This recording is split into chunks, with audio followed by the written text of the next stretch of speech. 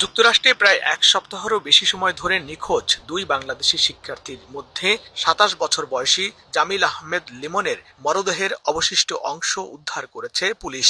তবে হদিস মেলেনি একই বয়সের নাহিদা সুলতানা বৃষ্টির। তার খোঁজ করছে পুলিশ ও গোয়েন্দা সংস্থার একাধিক ইউনিট। দুজনই university of south Florida USF এর পিএইচডি শিক্ষার্থী।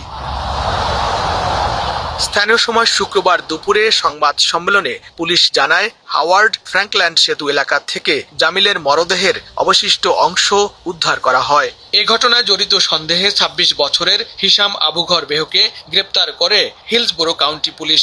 তিনি জামিলের রুমমেট, তবে ইউএসএফ এর শিক্ষার্থী নন। তার বিরুদ্ধে হত্যার অভিযোগ এনেছে police. The human remains that we were discovered this morning was one body, and that has been positively identified to Zamil. We are still actively searching for Nahida. The suspect initially, when we made initial contact, was talking.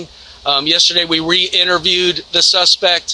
He did talk, and then he ended the interview. Right now, currently, he is at our Criminal Investigations Division speaking with detectives. FBI বিশ্ববিদ্যালয় কর্তৃপক্ষ ও তদন্তকারী পুলিশের সঙ্গে নিয়মিত যোগাযোগ রাখছে বাংলাদেশ দূতাবাস।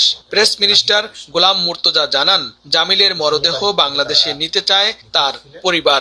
এজন্য দূতাবাসকে নির্দেশনা দিয়েছেন প্রবাসী কল্যাণ প্রতিমন্ত্রী। কনসুলেট অফিস থেকে প্রতিনিয়ত বিশ্ববিদ্যালয় কর্তৃপক্ষের সঙ্গে যোগাযোগ রক্ষা করা হচ্ছে, তদন্তকারী পুলিশের সঙ্গে যোগাযোগ রক্ষা করা হচ্ছে। জামিলের মরদেহ দেশে নেওয়ার ক্ষেত্রে আমার নিজের সঙ্গেই কথা হয়েছে প্রবাসী কল্যাণ প্রতিমন্ত্রী নুরুল হক নূরের সঙ্গে।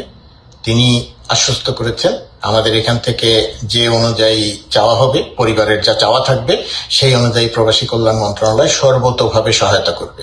জামিলের মরদেহ উদ্ধারের পর নাহিদার বিষয়েও উদ্বিগ্ন হয়ে পড়েছেন সহপাঠী ও স্বজনরা।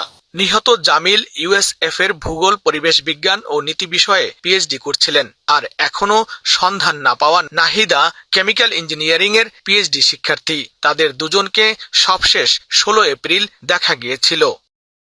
মর্মান্তিক এই ঘটনায় স্তব্ধ সবাই।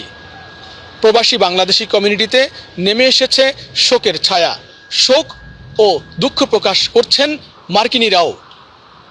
যুক্তরাষ্ট্রে এ ধরনের নিখোঁজ ও হত্যাকাণ্ডের ঘটনা বাড়ছে, দিন দিন বাড়ছে আতঙ্ক। তাই চলাফেরায় আরও বেশি সাবধানতা ও সতর্ক থাকার আহ্বান জানিয়েছেন বিশ্লেষকরা।